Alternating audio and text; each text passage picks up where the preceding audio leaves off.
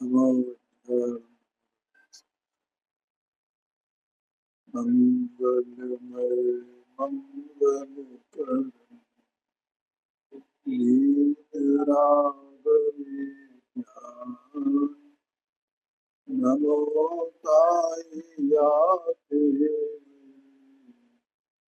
हरिहंता हरि मंगल करे ग्रंथ कथन को काज याते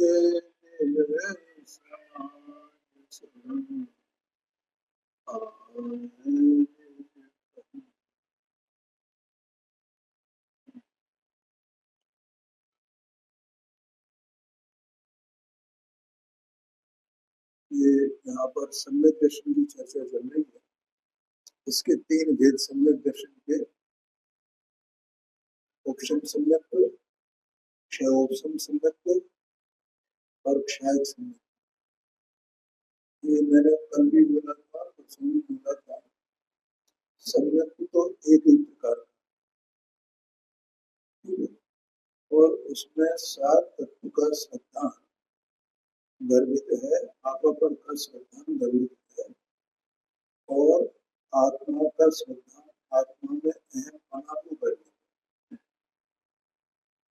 तो तीन भेद तो कर्म की दशा की दर्शन में कर्म की दशा की इच्छा से की है और उन्हीं की चर्चा इसमें है। क्षयोपशम संपत्ति की चर्चा हो गई है और क्षयोपशम संपत्ति जहाँ होता है वहाँ जल पर अगाड़ दोष उत्पन्न होते रहते हैं, होते हैं। अगाड़ माने वो गाढ़ तो है नहीं, गाढ़ मजबूत, ऐसा मजबूती नहीं है उसमें, इसीलिए तो वो अगाड़ है। ठीक है। और जल माने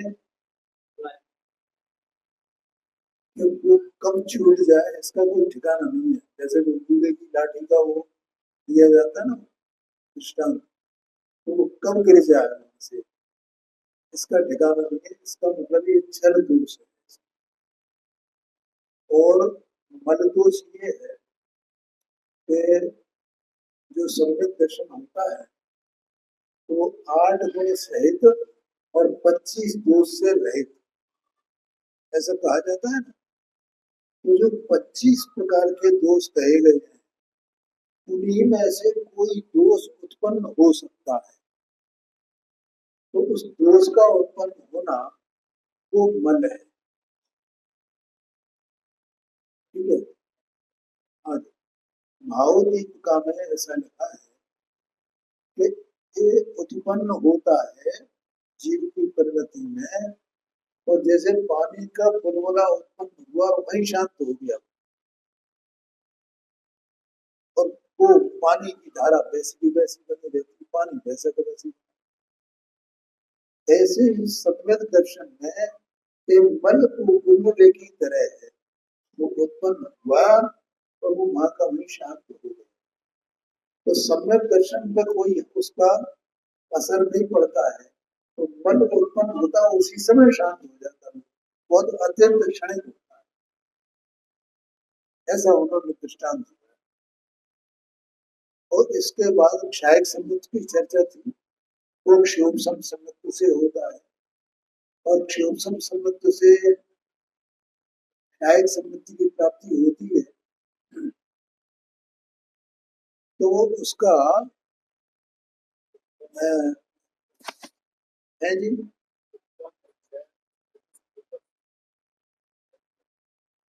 हाँ वो क्षयोपशम की बात होगी ना, वो तो हो गई पहले उपशम और क्षय। हाँ, दो प्रगतियां है ना, उनका उपशम भी होता है और उनका क्षय भी, उन्हीं का क्षय उन्हीं का उपशम। माने आगामी काल में उदय आने योग्य जो प्रकृतियां हैं उनका तो उपशम होता है, और जो वर्तमान कालीन दो प्रकृतियां हैं मिथ्या प्रकृति, सम्यक मिथ्या प्रकृति, उन दोनों का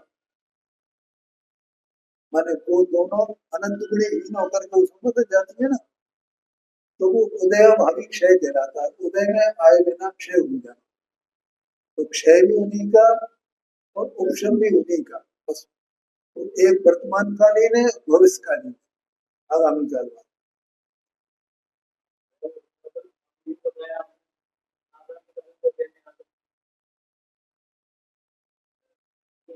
नहीं आएंगी ना, तो उसका क्षय हो, तो क्षय किसका, जो वर्तमान कालीन है। उपशम किसका, जो आगामी काल में है। क्योंकि वहां धारा चल रही है ना, वो वर्तमान काल आगामी काल में समय समय करके है वो। एक समय जो वर्तमान का समय है ना, कोई कोई वो वर्तमान काल, अगला समय उसमें वे उदय में नहीं आवे तो उनका ऑप्शन बना रहे। बस ये।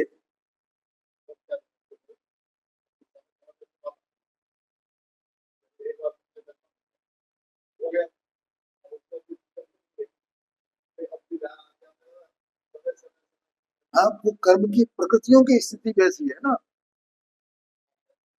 इसकी स्थिति है वो। बस वो, और वो निमित्त है। और इधर वो आत्मा का श्रद्धान, आपा पर का श्रद्धान, भेद विज्ञान, और वो सात तत्व का श्रद्धान, वो यूं चलता रहता है। वो तो कर्म की प्रकृति की स्थिति है ना। अब ऐसे सम्यक दर्शन को, जब प्रकृतियों की स्थिति ऐसी हो, तो उस काल में जो सम्यक दर्शन है उसको क्षोभ सम्यक दर्शन कहा जाता है। दोनों का निमित्त निमित्त भाव है ना, ये बात है। ठीक है। और अभी इसके बाद यहाँ क्षायक समुद्र की चर्चा थी। तो ये 334 पेज पे अंतिम दो लाइन से शुरू किया था ना अपन ने, तो ये हो गया था पूरा।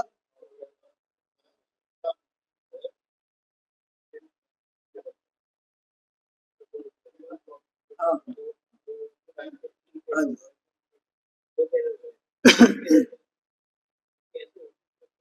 हाँ जी, जी। तथा 335 पेज पर दो पैरा के बाद तीसरी लाइन आई है ना, एक लाइन आई बीच में, इस प्रकार क्षोभ समुद्र का स्वरूप का, एक क्षोभ समुद्र का स्वरूप हो गया। ठीक है। तथा तीनों प्रकृतियों के सर्वथा सर्व निषेकों का नाश होने पर अत्यंत निर्मल तत्वार्थ श्रद्धान हो स्वक्षायक समृद्ध है।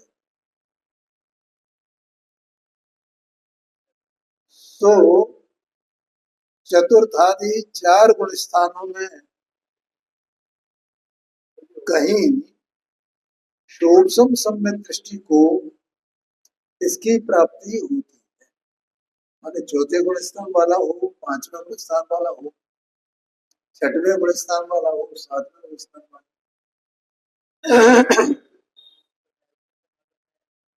हाँ, तो बना में आ जाएंगे। हाँ, अपन अभी इसकी चर्चा आगे करते हैं। ठीक है। तो ये जो क्षोभसम सम्यक दर्शन से जो सम्यक दर्शन की प्राप्ति होती है, क्या सम्यक दर्शन की प्राप्ति, तो वो एकदम नहीं हो जाती। जैसे उपशम समुद्र से तो क्षोभसम समुद्र की प्राप्ति एकदम हो जाती, एक समय में ही हो जाती। वैसे क्षोभसम समुद्र से क्षायक समुद्र की प्राप्ति एकदम नहीं हो जाती, उसमें टाइम लगता है।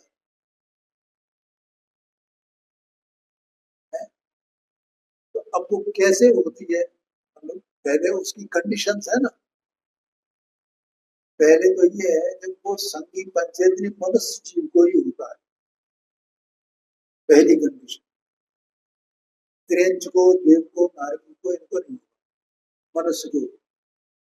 मनुष्य भी कर्म भूमि का हो, भोग भूमि का हो, उसको नहीं। ठीक है। तीसरी कंडीशन, केवली या शुद्ध केवली के पाद मूल में हुआ, उसके बिना नहीं हुआ। हाँ बिल्कुल, ये तो कर्म भूमि है। भोग भूमि में मनुष्य होते हैं ना, मनुष्य होते हैं, त्रंच भी होते हैं। हाँ, तो भोग भूमिया भी दो प्रकार की हैं। वैसे तो दो तीन तीन प्रकार की है। दो प्रकार की इसलिए कि एक तो भोग भूमि माने उत्तम भोग भूमि होती है, और एक कुभोग भूमि भी होती है। ठीक है, वहां जो मनुष्य होते हैं वो कैसे होते हैं कि एक पैर वाले, एक हाथ वाले, एक आंख वाले, कुभोग भूमि में ऐसे मनुष्य होते हैं। और ये सब क्यों होते हैं? क्योंकि धर्म के नाम पर इन्होंने कुछ भी, और परिणाम बंद होते हैं, लेकिन कुछ अन्यथा बातें होती, उससे पुण्य तो कमा लिया है इतना, लेकिन उसमें सम्यकता नहीं थी। जैसे अपात्रों को दान देना, कुपात्रों को दान देना, एक उदाहरण इसका। नहीं सारे, वो अलग अलग प्रकार के मतलब, तो उनको वहां उनको जन्म मिलता है। पात मैंने दान दिया तो उसमें परिणाम की विशुद्धि तो हुई, लेकिन अपात्र को दिया, कुपात्र को दिया, उसका फल है। अब वहां मैंने जितना जीवन उनका होगा, अरबों खरबों वर्षों का, उसमें उन्हें करना धरना कुछ नहीं पड़ेगा, बस मस्त पड़ेगा। कोई मेहनत नहीं करनी है, कुछ नहीं करनी है, सब कुछ तुम्हें वैसे मिल जाएगा, बना होना है सब तैयार। हाँ, सम्यक दर्शन नहीं है, लेकिन उसका मतलब पुण्य का फल ऐसा हो, वहां तक पहुंच जाता है।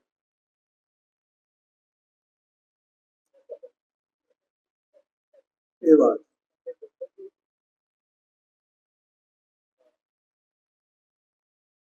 हाँ, हाँ जी, मनुष्य मनुष्य हो, मनुष्य हो, कर्म भूमि का हो, और अ, केवली या श्रुत केवली के पात्र में ना हो। इसका मतलब कोई पंचम काल का जीव है और वो क्षोभ सम्यक दृष्टि हो, तो यहाँ उसे क्षायक समृद्धि की प्राप्ति नहीं होगी, पंचम काल में नहीं हो सकती, चौथे काल में हो सकती, या वह विदेश क्षेत्र जैसी कर्म भूमि हो वहां हो सकती।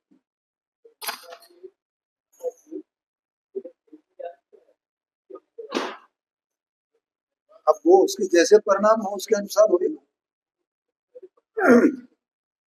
नहीं, होना हुई तो हुई, हो सकती है, हो भी सकती है, नहीं भी हो सकती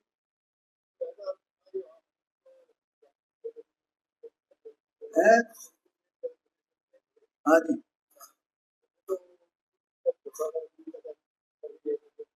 हाँ, वो तो देव ले गया था, उनके पूर्व भव का जो मित्र देव था, वो देव की मदद से हो गए थे, लेकिन मनुष्य थोड़ी जा सकते हैं, ये बात।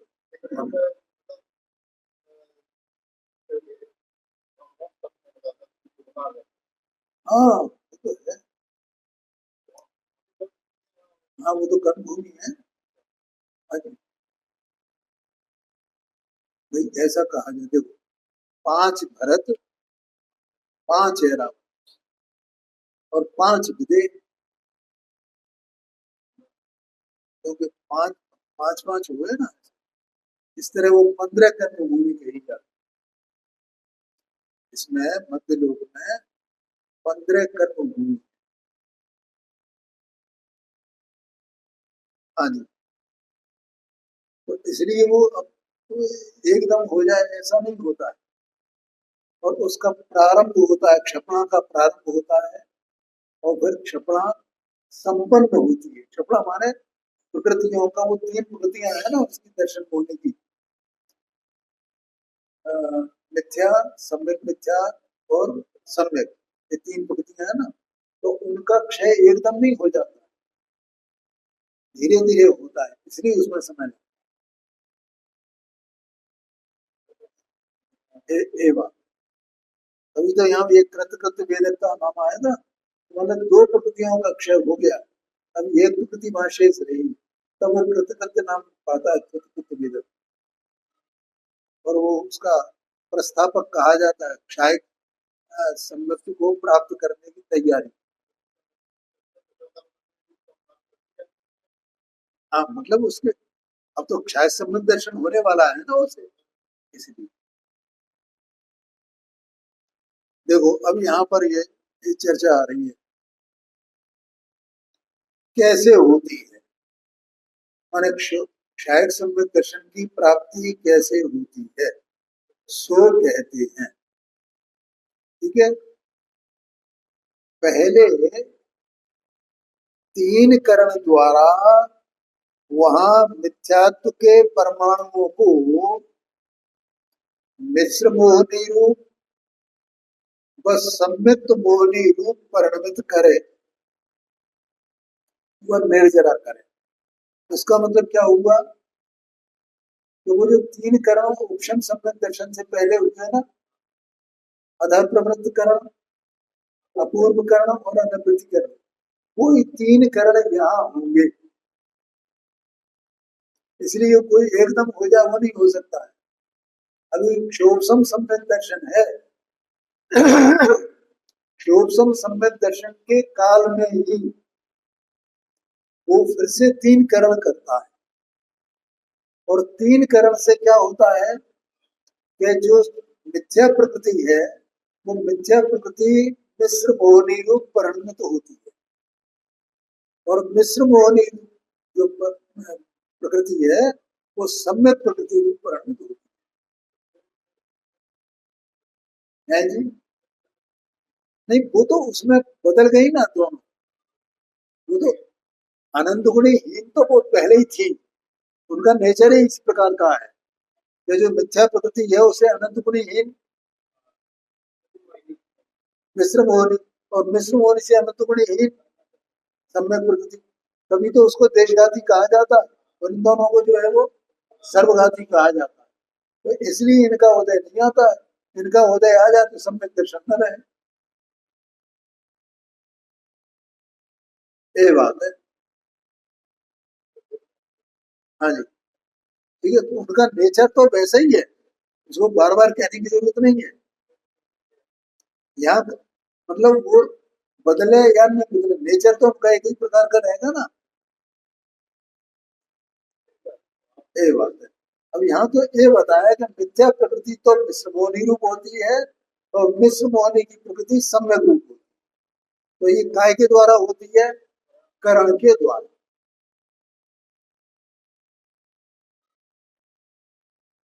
परिणमित करे, इसका मतलब एक प्रकृति रह जाती है, दो प्रकृतियों का अभाव हो गया, वह निर्जरा करे, उनकी निर्जरा करता है और उनको रूप से परिणमित कर देता है। इस प्रकार मिथ्यात्व की सत्ता नाश करे, इस प्रकार से क्या होता है, हाँ तो दर्शन मोहनी की सत्ता थी उसका नाश हो जाए, खत्म हो जाए। तथा मिश्र मोहनी के परमाणुओं को सम्यक मोहनी रूप परिणमित करे वह निर्जरा करे, दोनों की हो गई ना निर्जरा, दोनों की उस रूप से परिणमित कर दिया और निर्जरा कर दिया। इस प्रकार मिश्र मोहनी का नाश करे, मैंने पहले मिथ्या प्रकृति का नाश किया और फिर मिश्र मोहनी का नाश किया अंतरकरण विधान के द्वारा। तथा सम्यक मोहनी के निषेध, अब बचा कौन, अकेला वो ही रह गया। सम्यक मोहनी के निषेध उदय में आकर फिरे, वो उदय में आए उसकी बहुत स्थिति आदि हो, अगर उनकी स्थिति बहुत है माने बहुत काल तक तो रहने वाले हैं। मैंने जो कहा ना कि उपशम संबंध से क्षोभसम संबंध तो तुरंत हो जाता है, वहां कोई अंतरकरण विधान वगैरह नहीं होता है, तो ये लिखा भी था इसमें।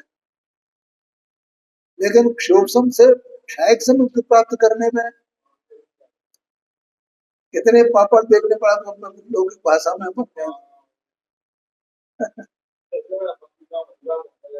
हाँ जी, उसकी स्थिति आदि बहुत हो तो उसे स्थिति कांडक घातादि द्वारा घटाए। स्थिति कांडक होता है मतलब तो सब कर्मों की स्थिति है, वैसे जीव के परिणाम होते हैं और उस प्रकार से उसका परिणाम होता है। तो ये बच्चे फिरा देगा।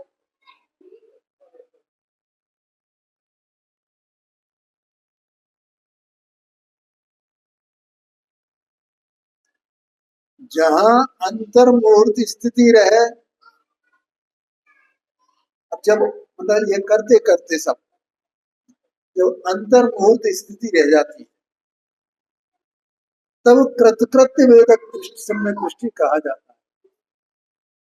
माने अभी क्षोभसम सम्यक दर्शन है, जब तक उस प्रकृति का उदय है तब तक एक प्रकृति का उदय है तब तक क्षोभसम सम्यक दर्शन नहीं है, लेकिन उसको कृतकृत्य वेदक सम्यक दृष्टि कहा जाता है।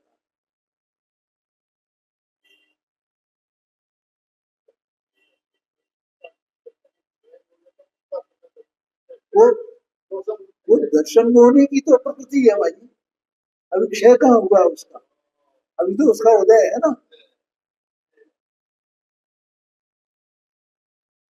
तथा अनुक्रम से इन निषेकों का नाश करके तब क्षय सम्यक दृष्टि होता है।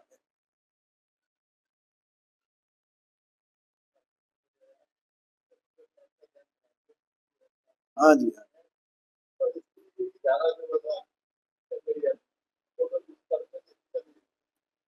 अरे अपने को तो इनका ज्ञान करना है, केवल अपना उपयोग लगाना है, बाकी ए, इसकी कोई प्रयोजन भूत बात नहीं है। लेकिन वो ज्ञान के लिए उत्सुकता होती है ना, कैसे होता है, कैसे होता है, क्या होता है, क्या होता है, जानो उसको कैसे होता है, क्या होता है।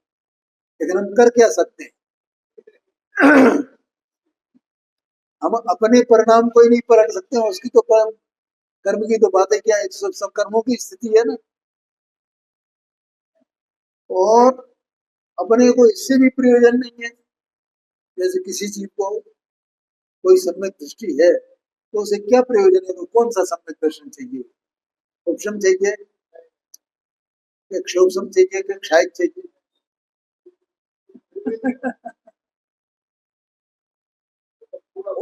और कौन सा हो गया उसे भी क्या पता चलेगा,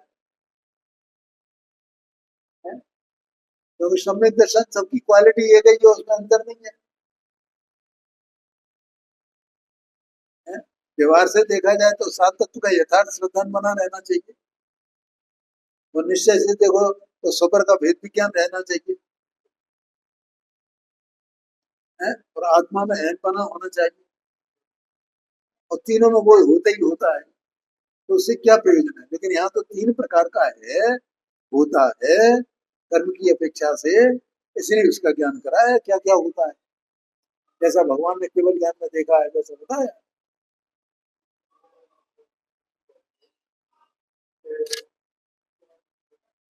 है। हाँ हाँ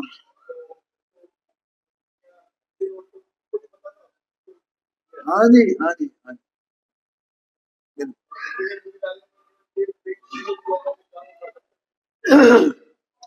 ये तो वास्तविकता है भाई। देखो जैसे कोई मुनिराज हो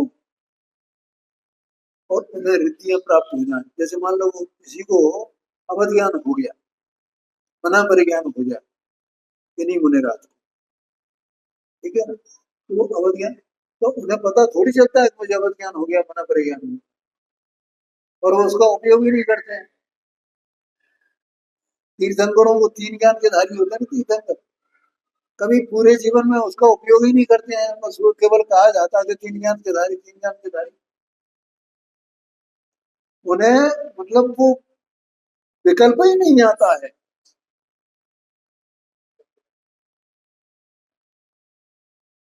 इसमें वर्तमान युग में हरवंश पुराण में कथा आती है, द्रौपदी को देव उठाने गया था। अब द्रौपदी कहाँ मिलेगी? द्रौपदी इससे पूछ रहे हैं कैसे? तो वो श्री कृष्ण जी बोले कि मेघनाथ तो बताएंगे। उन्हें मतलब इतने अपने में है कि उन्हें विकल्प ही नहीं आता है वो बताने का, कहने का, सुनने का। ये समझ लो। तब वो नारद आकर के बताता है कि वो धात की खंड द्वीप में फलाने जगह वो महादेव ने उसको वहां छोड़ा। तब ये धात की खंड द्वीप जाते हैं तो तब वो द्रौपदी को लेकर के हाँ। और ये बिल्कुल सच्ची बात है। तीन ज्ञान के धारी अवध ज्ञानी होते हैं तो उन्हें क्या लेना देना उससे? मुनिराज को रिद्धियां प्रकट होने क्या लेना देना? ऐसा है। ऐसे ही सम्यक दर्शन कौन सा है कौन सा नहीं, उससे क्या लेना देना? आगे कहते हैं तो यह प्रतिपक्षी कर्म के अभाव से निर्मल है। प्रतिपक्षी कर्म न दर्शन होने का, उसका अभाव है ना, इसलिए निर्मल है। वह मिथ्यात्व रूप रंजना के अभाव से वीतराग है। और सम्यक दर्शन वीतराग है। तो मिथ्यात्व के कारण जो राग उत्पन्न होता था, मिथ्यात्व वही विकल्प उत्पन्न होते थे, वैसे विकल्प उत्पन्न नहीं होते। इसका नाश नहीं होता। जो क्षायक सम्यक दर्शन है, उपशम सम्यत्व का नाश हो जाता है, समाप्त हो जाता है। शोभसम सम्यत्व का भी नाश होता ही होता है। लेकिन क्षायक सम्यत्व का अभाव नहीं है। जब से उत्पन्न हो तब से सिद्ध अवस्था पर्यंत इसका सद्भाव है।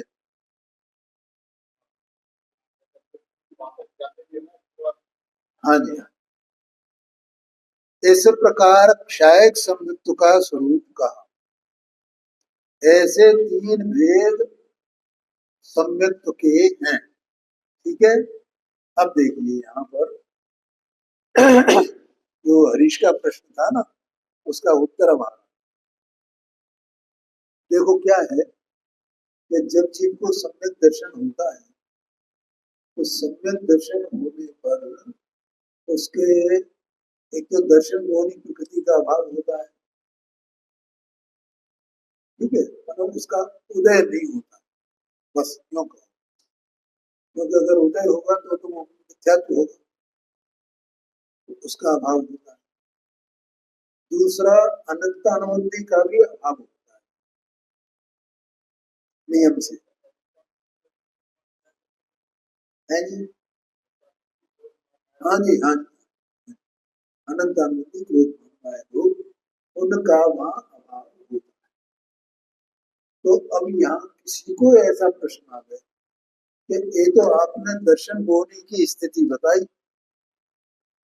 और उसकी अपेक्षा से तीन प्रकार के भेद सम्यक दर्शन के किए, लेकिन अनंतानुबंधी जो प्रकृति है चारित्र मोहनी की, उसका क्या हुआ? उसका क्या होता है सम्यक दर्शन होने? उपशम सम्यक हो तो क्या होता है? शोषम सम्यक हो तो क्या होता है? और क्षायक सम्यक हो तो क्या होता है? ऐसा यहाँ प्रश्न आएगा, उसका समाधान है। देखो अब यहाँ कहते हैं तथा अनंतानुबंधी कसाय की सम्यक होने पर दो अवस्थाएं होती। सम्यक दर्शन जीव को हुआ, अब यहाँ नाम नहीं लेंगे अभी, सम्यक दर्शन हुआ तो अनंतानुबंधी की दशा दो प्रकार की हो सकती है, दोनों में से कोई एक प्रकार होगा। या तो अप्रशस्त उपशम हो या विसंयोजन हो, दोनों में से एक होगा। ठीक है, देखो अब अप्रशस्त उपशम क्या है ये इसको खुद ही बताएंगे, वैसे तो वे ये बता रहे हैं कि उसमें या विसंयोजन हो, और विसंयोजन को भी बताएंगे और उसको भी बताएंगे। आगे देखो अगला, वहां जो कर्ण द्वारा उपशम विधान से उपशम हो, जैसे दर्शन मोनी होता है ना, तो दर्शन मोनी प्रकृति का उपशम होता है ना, तो वो कर्ण विधान द्वारा ही होता है ना, बिना कर्ण के उपशम उसका नहीं होता। तो कर्ण विधान से जो उपशम होता है वो तो प्रशस्त उपशम कहा है, और जो कर्ण विधान के बिना अपने आप ही हुए वो अप्रशस्त उपशम कहा है। आगे ध्यान में, उसकी योग्यता से जीव के परिणाम का निमित्त पा करके, लेकिन उसके लिए कर्ण विधान नहीं होता है। कर्ण विधान जो मैंने कर्ण लब्धि जो होती है ना, वो कर्ण लब्धि दर्शन मोहनी के लिए होती है, अनंतानुबंधी के लिए नहीं होती। आया कि नहीं आया? लेकिन अनंतानुबंधी स्वयं ही शांत हो जाती है। एक बात बताओ, मैं आज यही सोच रहा था कि किसी जीव को मान लो अपन अनंतानुबंधी की बात अभी नहीं करें, दर्शन मोहनी कर्म का अभाव हो गया, उस समय दर्शन उसे, ठीक है, तो उसके परिणाम कैसे हो, अनर्गल परिणाम उसके हो,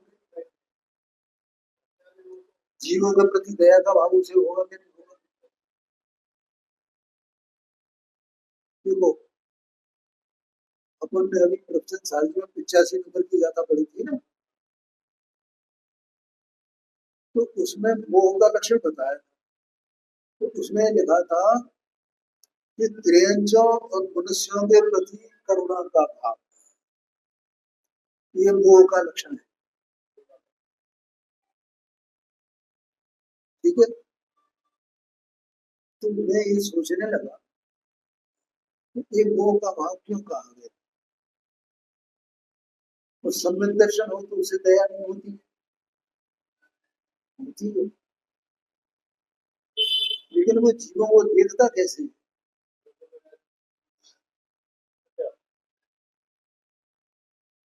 ये तो निश्चय की बात है, व्यवहार की बात करना कि उसे जगत के सारे जीव अपने बंधु के समान दिखाई देते हैं। क्या कहा, मेरे भाई बंद है।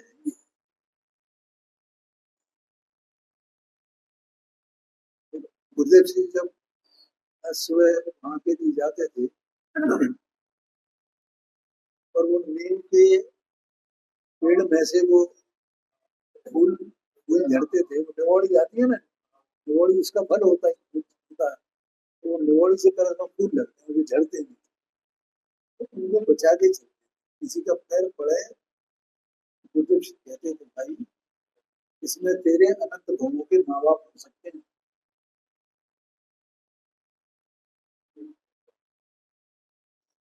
उसका मतलब सब जीवों को वो बंधु के समान समझता है, ये मेरे भाई है। अब वो विचार करो, मोह का लक्षण क्या है, ये उनके प्रति करुणा करता है। ज्ञानी को क्या लगता है, ये भाई है, दोनों में अंतर है क्या? दो परिणामों में, एक तो करुणा का परिणाम और एक भाई समझना। अज्ञानी उन्हें भाई बंधु के तौर पर नहीं देखता, उनके दुख से दुखी होता है, वो ये लक्षण बताया ना, इसका नाम करुणा है। दूसरे के दुख से दुखी होना इसका नाम करना है। और ज्ञानी देखता है द्रव्य दृष्टि से, जैसा मैं चेतन स्वाभाविक वस्तु हूँ वैसे ही है। और ये भूख प्यास से दुखी नहीं है, ये काय से दुखी है? अपने अज्ञान से दुखी।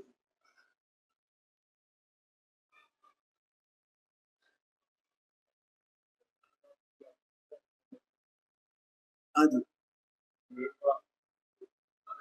आदि हाँ, क्लेशों के प्रति करुणा भाव, करुणा भाव, समझिए ना। लेकिन ये तो अज्ञानी को होता है, और ज्ञानी को तो सभी तीन लोग के जितने जीव हैं सब एक जैसे दिखाई देते हैं, क्या अलग अलग? और उनके दुख में वो दुखी नहीं होता है। जो व्यवहार व्यवहार से जो उसको दुख कहा जाता है, कैसे दुखी है, कि कैसे देखता है उन्हें वो अज्ञानी? ये भूख से दुखी है, प्यास से दुखी है, निर्धनता से दुखी है, गर्मी से दुखी है, सर्दी से दुखी है,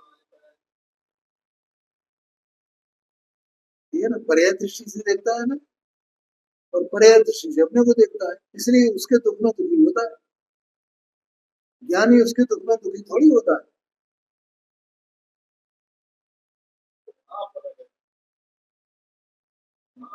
हाँ जी। तो यहाँ ये मैं कह रहा हूं कि जिसको सम्यक दर्शन हुआ,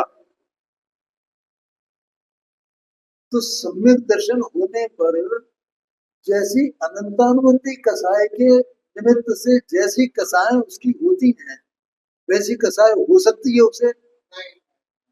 अभी अनंतानुबंधी की बात नहीं मैं कर रहा हूँ, लेकिन मैं तो अकेले सम्यक दर्शन दर्शन मोनी के अभाव की बात कर रहा हूँ कुछ।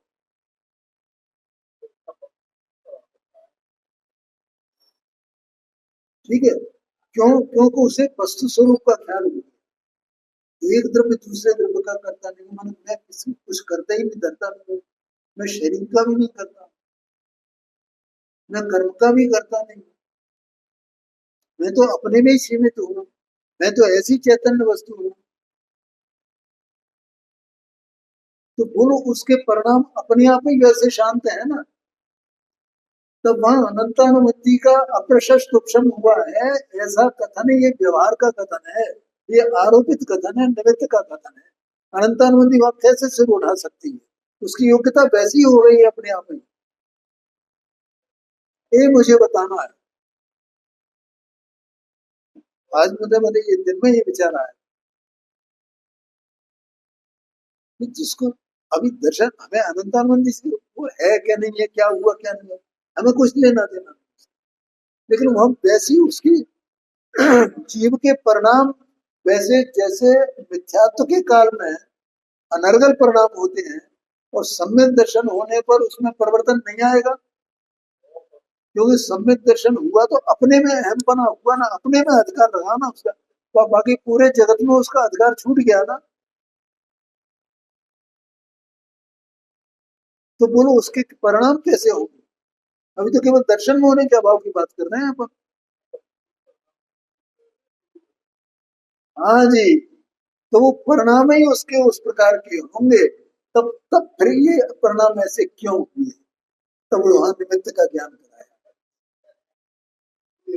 ये अनंतानुबंधी का उदय भी वहां नहीं, तो उदय नहीं तो फिर क्या होगा? तो भगवान ने बताया अपने केवल ज्ञान में देखा, जो उनका अप्रशस्त उपशम होता।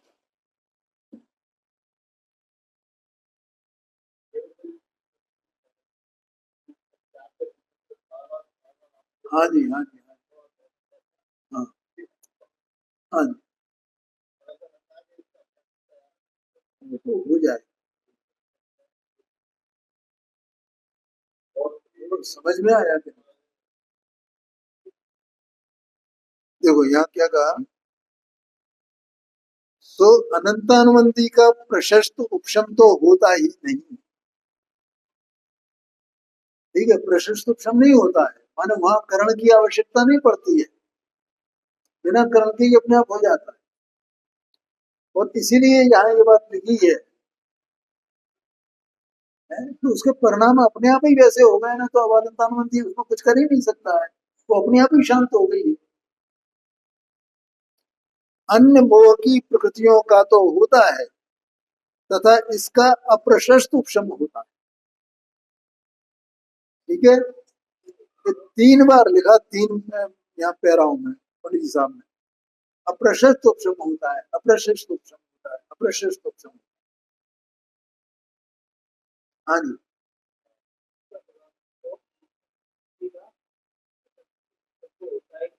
हाँ जी, हाँ जी। अन्य मोहनी प्रकृति का मतलब दर्शन मोहनी की जो अन्य प्रकृतियां हैं, और या चारित्र मोहनी अन्य प्रकृतियां हैं, उनका प्रशस्त उपशम हो सकता है, लेकिन अनंत अनुबंधी का प्रशस्त उपशम नहीं होता है, उसका अप्रशस्त उपशम ही होता है। मतलब उसमें कर्ण की आवश्यकता नहीं पड़ती, ऐसा कहा। तथा जो 3 करण द्वारा अनंतानुबंधी परमाणुओं को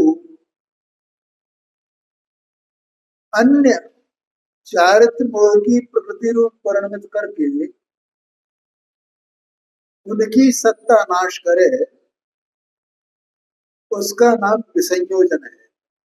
2 बातें बताई थी ना, अनंतानुबंधी की 2 दशाएं, या तो विसंयोजन हो या फिर अप्रशस्त उपशम हो। ठीक है, तो विसंयोजन कैसे कहते हैं? तो वो कहते हैं यहाँ पर 3 करण द्वारा। अब देखो यहाँ पर क्या होता है, अप्रशस्त उपशम के लिए 3 करण नहीं होते हैं, ये कह दिया ना, लेकिन विसंयोजन के लिए 3 करण होते हैं। 3 करण पूर्वक ही विसंयोजन होता है। वही अधः प्रवृत्त करण, अपूर्व करण, अन्यवृत्ति करण, मैंने वो करण लब्धि फिर दोबारा होती है, उसके द्वारा विसंयोजन होता है। काय का? अनंतानुबंधी की प्रकृति का।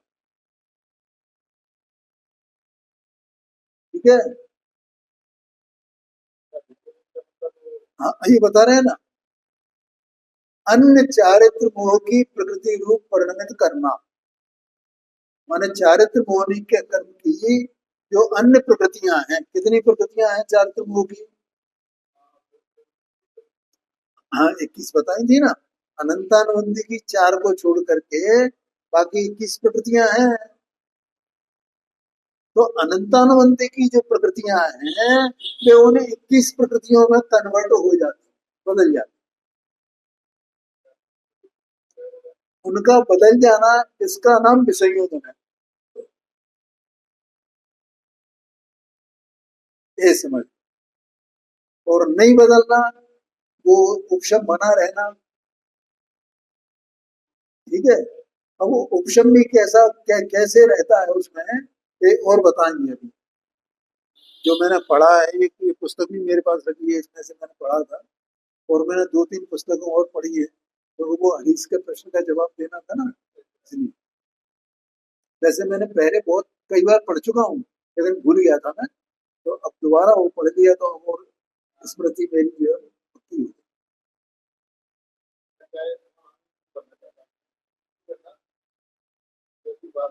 हाँ हाँ, नहीं पढ़ना ही चाहिए, पढ़ना चाहिए। तो कोई चीज है अपने को जब तक समझ में नहीं आए, तो किसी ने समझा दिया अपने को, तो अपने को बार बार पढ़ना ही चाहिए। मैं तो खुद ही कहता हूँ भैया कि इसको घर से पढ़ के आओ, फिर यहाँ सुनो, फिर दोबारा फिर पढ़ो। मेहनत तो करनी पड़ेगी भाई, अपने को संसार से छूटना है। हाँ, हाँ जी, है, हाँ जी, हाँ, हाँ,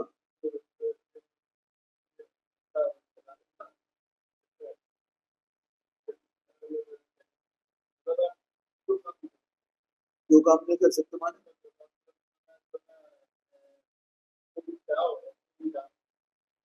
हाँ माने संसार सांसारिक कामों में उनको वो भी बने रहे हैं और ये भी करें तो वो नहीं बनता है। यहाँ उपयोग को एकाग्र करना पड़ेगा आपको, उसका अभ्यास बार बार करना पड़ेगा, तब काम होएगा अपना। तो इस प्रकार से यहाँ उसका नाम विषय नियोजन है। अब देखो इसमें जो चारित्र्यमौलिक प्रकृतियां है ना, अन्य 21 प्रकृतियों रूप से वो बदल जाता है। ठीक है भैया, ये समझ में आ गया ना। अब अप्रशस्त उपशम को और मैं बता देता हूँ। क्या कहा, क्या ढूंढ रहे हैं? अप्रशस्त उपशम जो अनंतानुबंधी का होता है, तो वो कैसे होता है कि देखो उसमें जो अनंतानुबंधी प्रकृति है ना, तो वो उदय में तो आती है, लेकिन उसको एक शब्द आता है उसमें कि स्वमुख से उदय में नहीं आती, परमुख से उदय में आती।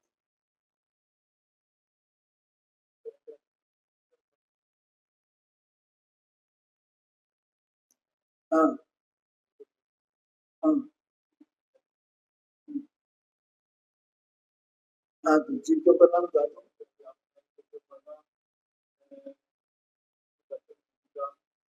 अभाव हो गया है।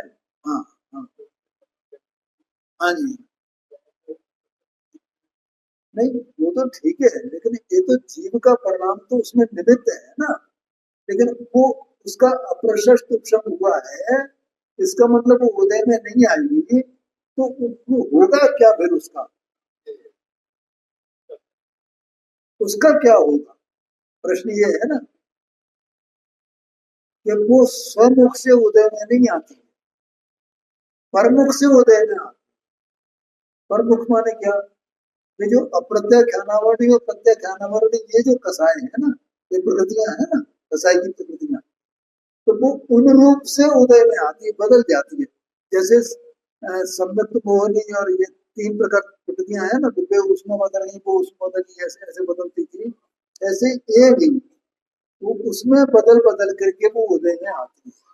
इसका मतलब वो सेम अपने रूप से उदय में नहीं आती, तो इसलिए वहां अप्रशस्त उपशम उसका कहा जाए,